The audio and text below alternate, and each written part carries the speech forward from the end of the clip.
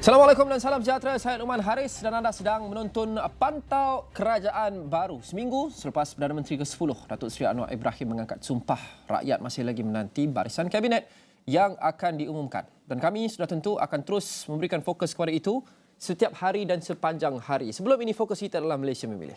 Usai Malaysia Memilih, fokus kami teralih ke Pantau Kerajaan Baru. Kerana penting untuk kita melihat apa yang dilakukan oleh kerajaan dan barisan kabinet pada ketika ini untuk memastikan semua cabaran yang didepani oleh negara dan rakyat dapat diatasi bersama-sama secara jangka panjang.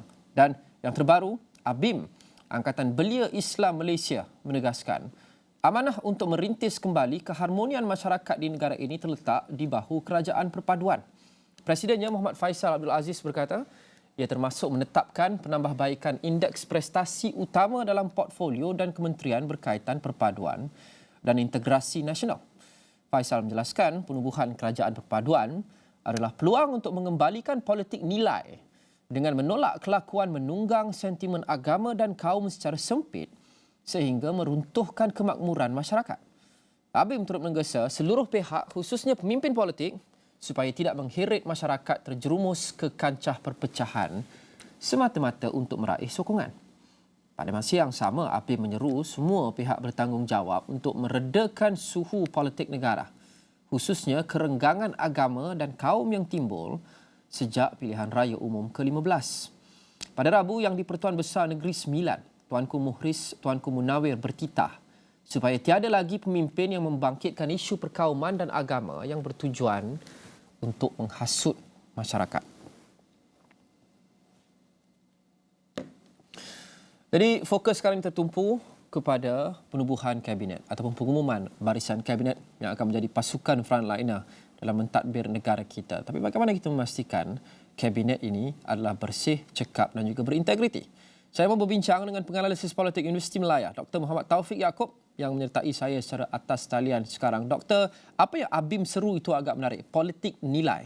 Dan kalau kita sulamkan dengan isu ataupun mungkin dilema pembentukan kabinet pada kali ini, kita lihat kabinet kali ini barangkali akan perlu memuaskan hati ramai pihak yang membantu untuk membentuk kerajaan. Ramai pihak yang asalnya berbeza ideologi dan merupakan seteru.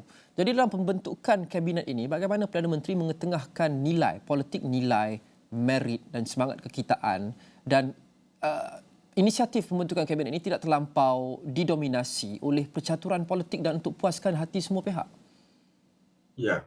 Yang pertama, apa yang dinyatakan oleh Perdana Menteri dan kemudiannya disambut oleh persatuan-persatuan ataupun pertubuhan-pertubuhan, misalnya ABIM sebentar tadi yang disebutkan oleh Luqman itu, sebenarnya tidak hanya sekadar boleh dalam bentuk retorik ataupun percakapan lisan semata-mata, tetapi mestilah berdasarkan kepada political will, iaitu mesti ada keinginan, iltizam politik untuk melaksanakan, ya, sama ada kabinet yang bersih, kabinet yang wibawa, kemudiannya menteri-menteri yang tidak terpalit dengan dakwaan ataupun perbicaraan di mahkamah.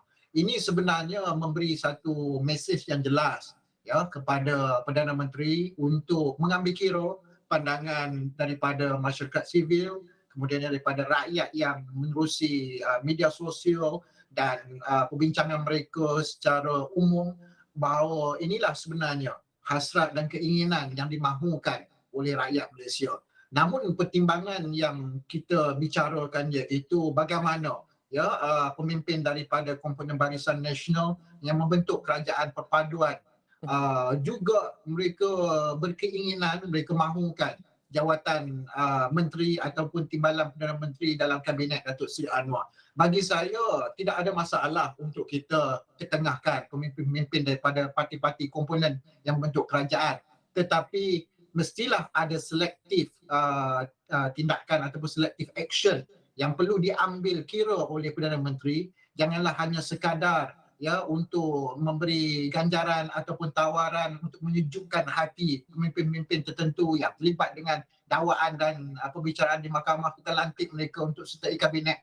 Bagi saya, rakyat hari-hari, masyarakat sivil hari-hari bercakap tentang soal yang sama, bercakap tentang keinginan yang sama, tetapi adakah suara mereka itu akan didengari ataupun direalisasikan oleh Perdana Menteri? Tapi saya yakin sebenarnya kalau, ya, Perdana Menteri betul-betul ada jiwa seorang reformis, maka perjuangan yang sebelum ini yang telah 24 tahun lebih akan direalisasikan, akan dilaksanakan dalam bentuk pelaksanaan pelantikan menteri-menteri yang akan dilakukan oleh Perdana Menteri dalam tempoh beberapa hari saja lagi. Ya, kita sekarang berada di persimpangan antara idealisme dan juga realiti. Ya. Kalau kita letakkan diri kita mungkin di tempat Perdana Menteri Datuk Seri Anwar, mungkin idealisme itu ataupun reformasi yang dijanjikan sebelum ini selama bertahun-tahun tidak begitu sukar, tidak begitu senang dilaksanakan seperti yang dijanjikan. Situasi masih lagi perlu realistik.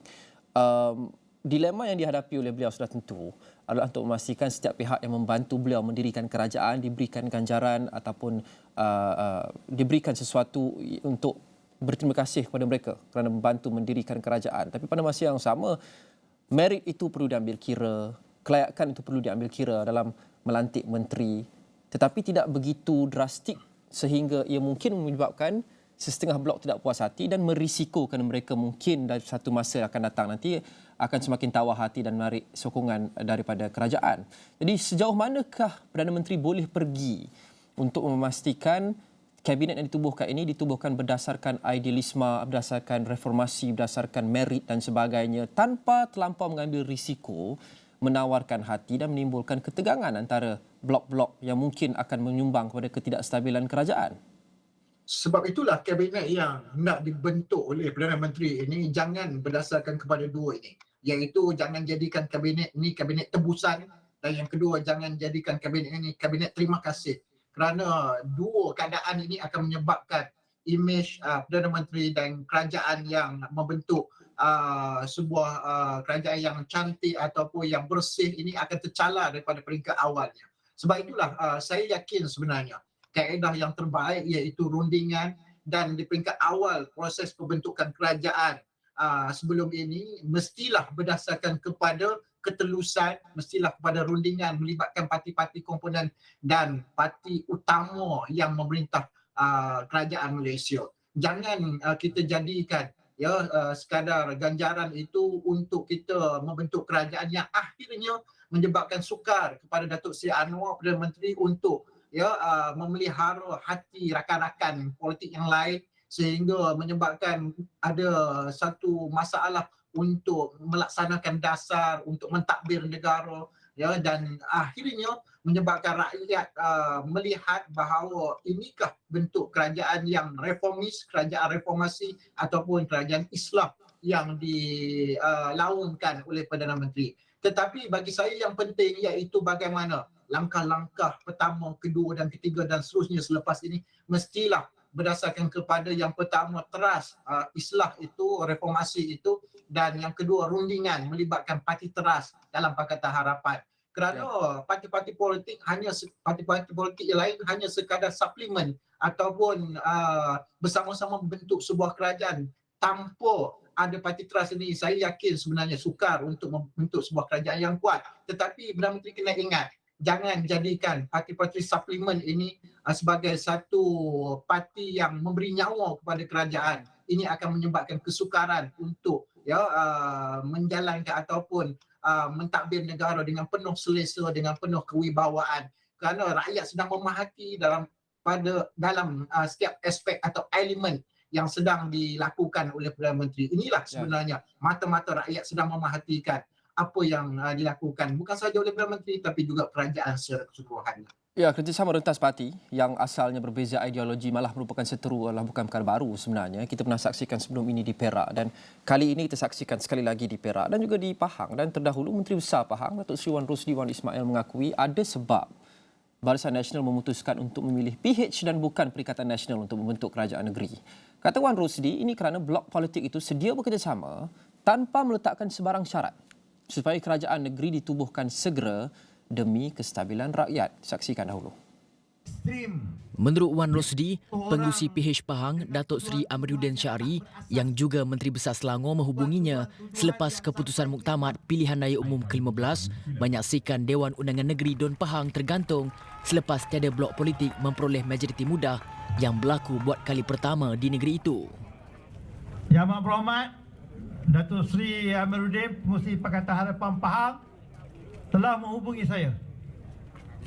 Beliau mengatakan, Tok Wan, Pakatan Harapan sedia bekerjasama tanpa syarat bagi tujuan menubuhkan kerajaan demi kestabilan dan kemakmuran. Yang berhormat adalah kata lepas dah tubuh kerajaan kita bincanglah satu dua. Beliau berucap menyampaikan ceramah PRU15 di pentas sama yang julung kali diadakan dengan kehadiran beberapa pemimpin PH, antaranya Amiruddin dan pengerusi Parti Amanah Negara Amanah Muhammad Sabu.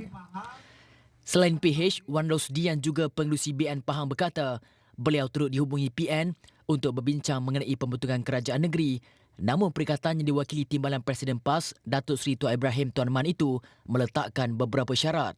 Antara tawaran PN termasuk mengekalkannya sebagai Menteri Besar selepas menolak pelawaan PN untuk menjadi Menteri Penuh di Parlimen. Menurut Wan Rosdi lagi, PN menawarkan pembahagian kerusi sama rata dan jawatan Speaker diberi kepada PN setelah jawatan Menteri Besar diberikan kepada BN. Namun formula itu dilihat kurang menarik. Keputusan akhir dibuat BN untuk bergabung menubuhkan kerajaan bersama PH bagi meneruskan kesinambungan kerja demi rakyat dan kemakmuran di Pahang yang selari dengan kerajaan persekutuan. Pahang mempunyai 42 kerusi DUN dan daripada jumlah itu, PN memperoleh 17 kerusi, BN pula sebanyak 16 dan PH hanya 8 kerusi, tidak termasuk kerusi DUN Tioman yang akan diputuskan dalam pilihan raya 7 Disember ini. Baik, kembali kepada Dr. Taufik. Dr. Taufik, saya faham situasinya mungkin berbeza di Pahang, di Perak dan juga di Persekutuan dari segi percaturan kerusinya dan sebagainya. Tapi bagaimana kita ambil semangat ini? Semangat bahawa kerjasama tanpa sebarang syarat. Ini khasnya kepada mereka yang merupakan parti atau gabungan minoriti dalam kerajaan ini, BN dan sebagainya. Bagaimana kita emulate, ambil semangat ini yang kita saksikan di Perak, di Pahang dan kita aplikasi kepada pembentukan kabinet di peringkat persekutuan? Dalam konteks untuk mendapat kuasa, bagi saya apa saja hujah dan alasan ini sebenarnya adalah untuk menghalalkan kaedah yang digunakan untuk mereka kembali berkuasa sebagai kerajaan. Sudah semestinya wahyu datang daripada Presiden kedua-dua parti untuk membentuk kerajaan di peringkat negeri, kerana di peringkat persekutuan juga sudah termeterai ataupun sudah selesai pembentukan kerajaan bersama antara Pakatan Harapan dan gabungan parti termasuklah Barisan Nasional. Jadi jika ibunya itu sudah selesai, maka di peringkat bawahan anak-anak di peringkat negeri juga akan mengikut keadaan demikian. Namun bagi saya itu satu aspek dalam politik. Tetapi apabila kita melihat kedinamikan politik yang baru muncul di negara kita, bagi saya ini merupakan satu keadaan ataupun satu situasi yang sebenarnya baik kepada demokrasi untuk kita menilai sejauh mana perubahan politik negara yang lebih matang, yang lebih menunjuk kepada rentas ataupun rencam kerjasama melibatkan parti-parti politik. Tapi bagi saya dalam budaya politik konvensional ataupun yang masih lagi konservatif di negara kita, masih lagi sukar kepada ahli-ahli parti politik di peringkat akar umbi untuk menerima kerjasama melibatkan dua parti yang sebelum ini bermusuh ketat antara satu sama lain. Kerana sebelum ini kita lihat PAS juga pernah bekerjasama dengan DAP, kemudiannya ada parti-parti lain juga yang bergerak sealiran yang akhirnya mewujudkan kerjasama dengan DAP. Tetapi bagi pemikiran saya, kalau UMNO bekerjasama dengan DAP ini merupakan satu tindakan yang luar biasa dalam konteks Pakatan Harapan dan kita menuju dan bergerak ke arah politik baru yang akhirnya menunjukkan bahawa kita perlu berfikiran terbuka, berjiwa besar dalam menerima dinamik politik yang ada di negara kita. Tetapi pemimpin-pemimpin parti politik tersebut perlulah bekerja kuat, bekerja keras selepas ini untuk merasionalkan tindakan mereka sama ada sebelum ini pernah dilakukan penentangan menerusi Pimpinan Agung UMNO itu sendiri dan akhirnya tindakan yang berlainan pula muncul selepas pilihan raya. Jadi ini menimbulkan keraguan, menimbulkan keserabutan, kekeliruan dalam kalangan ahli akar umbi yang akhirnya mungkin memberi kesan kepada mana-mana pilihan raya negeri selepas ini sama ada kepada Pakatan Harapan atau juga kepada Barisan Nasional itu sendiri. Baik, itu menteri seketika. Kita akan kembali selepas ini dengan Dr. Taufik Yaakob, menganalisis politik Universiti Melaya. Jangan ke mana-mana.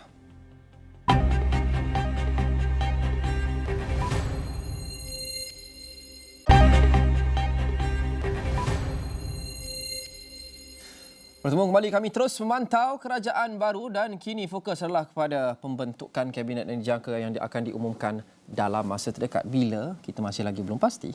Tapi ahli parlimen daripada gabungan Parti Sarawak GPS, jika dilantik sebagai timbalan Perdana Menteri, perlulah individu yang sudah lama dikenali rakyat dan juga arif tentang selok-belok perjalanan pentadbiran negara. Pakar Ekonomi dan Keusahawanan Dr. Mozlim Anwar berpandangan jawatan TPM akan membentuk enjin penggerak kepada pembangunan yang lebih pantas bukan sahaja kepada Sarawak, malah kepada Blok Borneo secara holistik. Jelasnya pemilihan itu juga perlu diserahkan sepenuhnya kepada parti yang terlibat bagi mengelakkan percanggahan dan persepakatan lemah dalam kerajaan perpaduan, terutamanya di antara GPS, Barisan Nasional dan Pakatan Harapan. Kalau dia merupakan seorang yang dah dikenali oleh baik di Semenanjung ataupun Sabah Sarawak, maka apa juga idea ataupun kerja-kerja yang dilakukan oleh beliau akan diketahui oleh masyarakat umum secara umumlah. Okey, itu nombor satu. Iaitu mestilah somebody yang betul-betul dah familiar dengan federal government, okay, state government dan sebagainya. And then untuk melantik siapa, 100% autonomy should be given to GPS. Mesti. Okay, tak bolehlah federal, aku nak ni, aku tak ni. Because kalau not just for GPS, even for BN. Because kalau ada campur tangan, okay, parti lain dalam parti-parti yang akan bergabung, maka takut ada faction, maka tak stabil. Tambah Muslim, pelantikan timbalan Perdana Menteri daripada GPS akan memberi manfaat yang lebih konsisten dan berimpak tinggi kepada pelan pembangunan Sarawak, terutamanya dari segi ekonomi, pendidikan dan infrastruktur. Ia dilihat sebagai platform yang sangat kukuh agar masalah rakyat di Blok Borneo dapat diberi perhatian dengan lebih serius, terutamanya isu yang memerlukan keputusan segera daripada kerajaan pusat. Perdana Menteri Datuk Seri Anwar Ibrahim dijangka mengumumkan barisan Kabinet Kerajaan Persekutuan pada minggu ini dengan 2 orang timbalan Perdana Menteri yang akan dilantik adalah daripada GPS dan BN. Baik, isu TPM ini agak menarik juga. Saya mau kembali bersama dengan Dr. Muhammad Taufik Yaakob, penganalisis politik Universiti Melaya. Dr. Taufik, sebelum ini konsep tiada timbalan Perdana Menteri ini agak asing dalam politik kita, tetapi sejak 2 tahun lepas kita memang tidak ada TPM digantikan dengan Menteri Kanan. Jadi wajar dan menarik juga untuk kita lihat semula topik ini menjelang pengumuman barisan kabinet. Dalam pendapat Dr. Taufik, kita perlu atau tidak ada TPM tatkala kita berbincang mengenai nak mengecilkan kabinet dan sebagainya? Ya, seperti mana yang kita lihat sebelum ni ada 4 Menteri Kanan. Bagi saya ini merupakan bebanan kepada kewangan negara kerana dengan allowance-nya, dengan pelbagai keistimewaan yang perlu diberikan kepada Menteri Kanan. Dan kita berbalik semula kepada timbalan Perdana Menteri. Tidak ada satu peruntukan dalam perlembagaan yang mengkhususkan tentang pelantikan timbalan Perdana Menteri.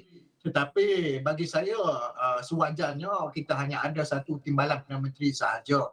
Jangan kita jadikan pos ataupun jawatan-jawatan tertentu ini sebagai satu tawaran yang menarik kepada rakan-rakan yang lain untuk menyertai kabinet tanpa ada rasa keikhlasan hati, tanpa ada rasa suci hati untuk membentuk kerajaan.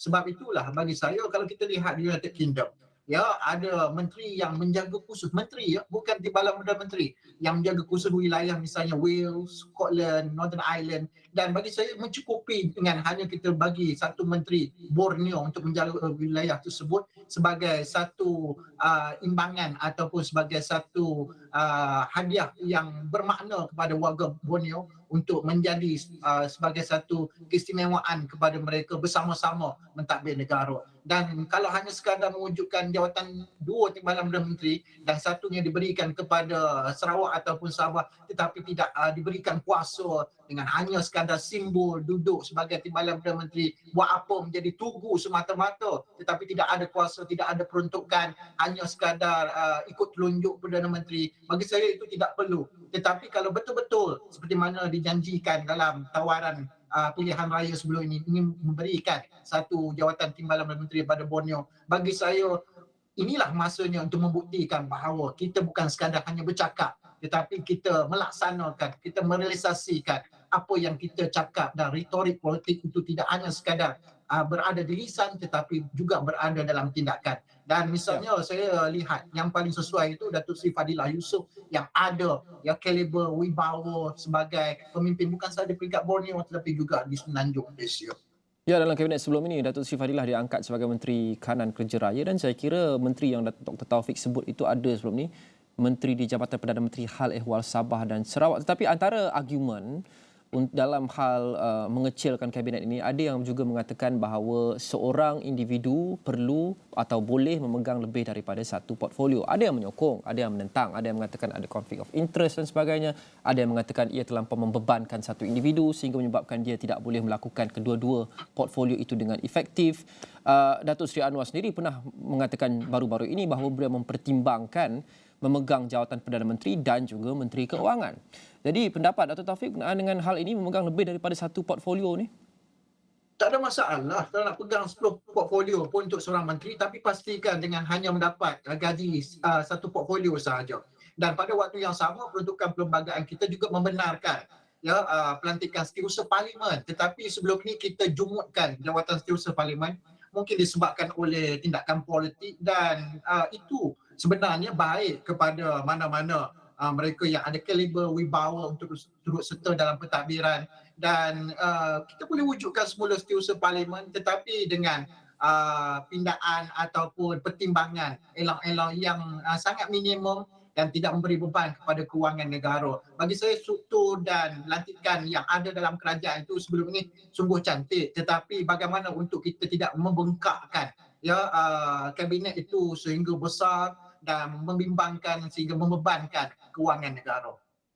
Baik, apapun kita sekarang berada di situasi yang unik, yang unprecedented dalam bahasa Inggerisnya, tak pernah kita hadapi sebelum ini, iaitu seteru yang agak pahit sebelum ini bekerjasama untuk membentuk kerajaan dan malah ia masih lagi belum selesai. Selain daripada kabinet, kita saksikan juga ada dua pilihan raya atau PRK sebenarnya yang masih lagi belum dijalankan, Padang Serai dan juga di Tioman. Di Tioman menarik kerana pengurusi Amanah Negara, Parti Amanah Negara, Muhammad Sabu baru-baru ini mengakui gemuruh dan berdebar berkongsi pentas bersama Barisan Nasional ketika berkempen untuk PRU di Dun Tioman semalam. Muhammad Sabu yang juga merupakan timbalan pengurusi PH tidak pernah membayangkan bersama dengan BN berkempen untuk memenangkan calon Barisan Nasional Datuk Seri Johari Husin pada pemilihan yang akan dijalankan pada 7 Disember ini. Saksikan. Kata Muhammad Sabu, perkembangan itu satu peristiwa baru buat beliau. Berdebar juga, ini adalah satu peristiwa baru kepada saya sebab saya mendukung keputusan Pakatan Harapan dan saya diminta oleh mesyuarat PH semalam untuk hadir malam ini untuk endorse calon Barisan Nasional mewakili Dun Tioman ini. Memanglah tak pernah lagi dikelilingi oleh rakan-rakan daripada UMNO. Selain Muhammad, ceramah yang julung kali diadakan itu turut dihadiri pengerusi BN Pahang, Datuk Seri Wan Rosdi Wan Ismail, pengerusi PH Pahang, Datuk Seri Amiruddin Syari dan bekas Setiausaha Majlis Syura Ulama PAS, Datuk Dr. Muhammad Khairuddin Aman Razali. Beliau turut meminta rakyat menegur kerajaan perpaduan yang sudah dibentuk selain berharap pihak pembangkang mengkritik bagi membina Malaysia lebih baik untuk semua kaum, agama serta menjunjung perlembagaan negara sedia ada. Selebihnya, Muhammad berharap semua pihak boleh memberi tempoh 5 tahun kepada kerajaan perpaduan menerusi gabungan PH, BN dan gabungan Parti Sarawak untuk mentadbir di peringkat persekutuan dan negeri. Baik, mungkin sesuatu yang tidak jangka kita akan lihat. BN dan PH sepentas. PH berkempen untuk memenangkan calon BN hanya 5 tahun selepas PRU14. Dr. Taufik, saya kira itu dan semua ini yang kita lalui sejak beberapa minggu lepas mematangkan demokrasi kita, mengajar kita bahawa jika ada seteru politik, bila serang pun jangan terlampau serang, bila benci pun jangan terlampau benci, kerana norma politik baru Malaysia sekarang membuktikan bahawa kita mungkin perlu bergabung dan juga bekerjasama dengan musuh tradisi. Adakah ini mematangkan demokrasi kita? Bukan saja di peringkat pemimpin tapi di peringkat penyokong. Yang sebelum ini mungkin benci parti A, parti B tetapi akhirnya perlu terbuka dengan kerjasama dengan seteru itu kerana ia sudah pun dan telah pun terjadi Adakah ini sebahagian daripada mematangkan proses demokrasi kita di peringkat pemimpin dan di peringkat penyokong, atau adakah Dr. Taufik merasakan bahawa dalam masa 2-3 tahun akan datang dan juga PRU yang seterusnya ia akan kekal sebegini atau akan kembali kepada business as usual dan ini hanya sementara? Sepatutnya keadaan yang kita lihat hari ini telah berlaku 15 ataupun 20 tahun yang lalu.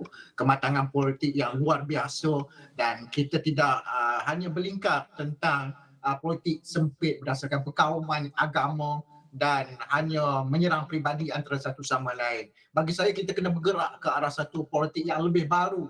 Meskipun saya lihat sebenarnya kita sudah terlambat untuk memasuki satu fasa kematangan politik, tetapi kita masih ada masa untuk memastikan bahawa proses pendidikan politik dan pengalaman politik yang kita lalui sepanjang masa daripada pilihan raya yang umur ke-15 ini bergerak dengan begitu baik selepas ini. Dan apa saja yang berlaku dalam politik Malaysia semenjak tahun 1998 merupakan satu pendidikan politik yang tidak formal kepada rakyat, dan kita sebagai pengundi rakyat Malaysia perlu menerima ini secara terbuka dan tidak ada di mana-mana kelas di universiti ataupun di sekolah yang mengajar tentang keterbukaan politik, kematangan politik yang kita lihat dalam politik negara hari ini. Saya yakin sebenarnya kalau kita ada kematangan politik yang luar biasa, kita ada keterbukaan dan jiwa besar untuk menerima apa sahaja keadaan politik di negara kita hari ini, saya yakin kita akan ketepikan perbezaan ideologi, perbezaan